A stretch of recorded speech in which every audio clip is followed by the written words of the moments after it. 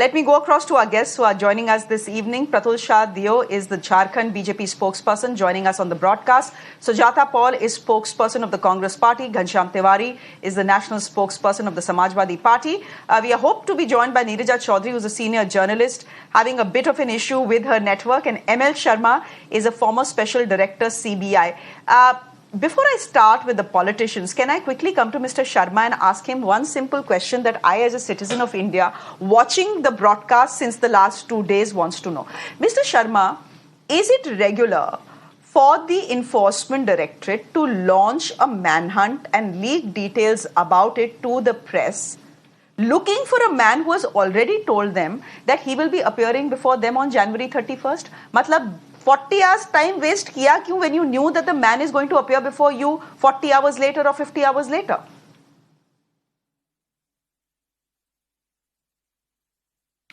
Shreya ji, if the facts that you are stating are correct, then they should have waited for 31st January for questioning Mr. Soren.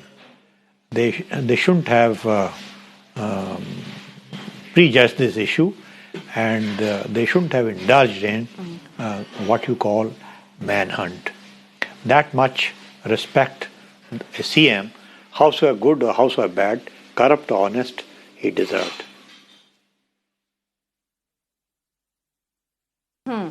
Okay, so do you feel that the ED was, if I can say it in Hindi, the ED माहौल बना रहा था?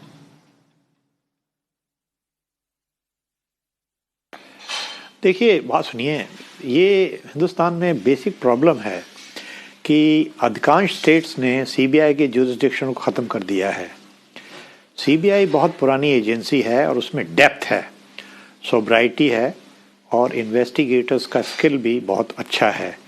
इसके मुकाबले में ED बहुत नया, मैं अननेसेसरली क्रिटिसाइज नहीं करना चाहता, लेकिन सच्चाई है, मैं रोज़ देख रहा हूँ, वो नया, बहुत नया ऑर्गेनाइजेशन है और ट्रेनिंग की भी कमी है।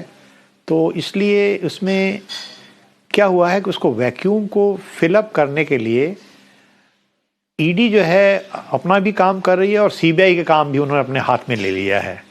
तो ये एक विडंबना है कि जुर्म एक होता है और दो इन्वेस्टिगेटिंग एजेंसीज तफ्तीश करती हैं।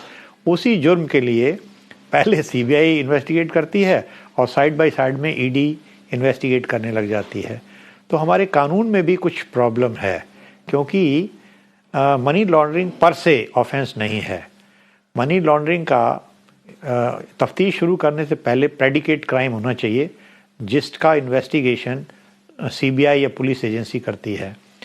तो मेरा इसके लिए एक बहुत सिंपल सॉल्यूशन है, जो कोई माने या ना माने, एक ही तरीका है, वो ये है कि कानून में परिवर्तन होना चाहिए कि प्रोसीड्स ऑफ क्राइम कोई क्रिमिनल खुर्द बुर्द ना करे, तो साइमल्टेनियसली जैसे सीबीआई इन्वेस्टिगेट कर रही है तो साइमल्टेनियसली ईडी उसको अटैच कर ले, जैसा अभी प्रोविजन है सेक्शन 5, 6, 7, 8 मनी लॉन्ड्रिंग एक्ट में है।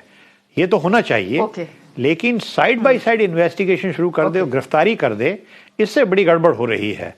तो ये कानूनी प्रॉब्लम भी है, लेकिन ये सब कहने के साथ साथ ये भी कहना चाहूँगा कि किसी भी चीफ मिनिस्टर के लिए या किसी भी राजनेता के लिए या किसी भी जिम्मेवार आदमी के लिए ये शोभा नहीं देता कि वो बार बार बुलाए जाने के बाद भी इन्वेस्टिगेटिंग एजेंसी के सामने पेश ना हो।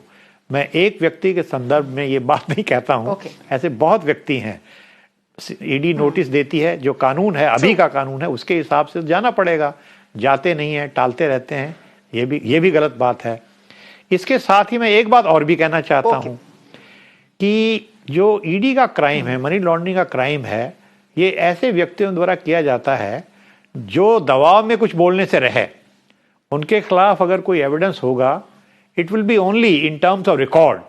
चाहे एक बार बुलाओ, चाहे 100 बार बुलाओ, उन्होंने वही बात कहनी है। अगर रिकॉर्ड में कुछ है तो उनके खिलाफ ईडी कंप्लेंट फाइल करेगी, क्रिमिनल कंप्लेंट फाइल करेगी, अदरवाइज कुछ नहीं होगा। तो ऐसे भी बहुत व्यक्ति हैं जो रोज अखबार में पढ़ते हैं, 10 बार बुलाए जा चुके हैं, लेकिन फिर नोटिस जारी कर देते हैं, और आओ। तो इसलिए हमारे सिस्टम में सब कुछ ठीक नहीं है, कुछ गड़बड़ चल रहा है, कुछ इन्वेस्टिगेशन की तरफ से भी और कुछ क्रिमिनल्स की तरफ से भी या अपराधियों की तरफ से भी।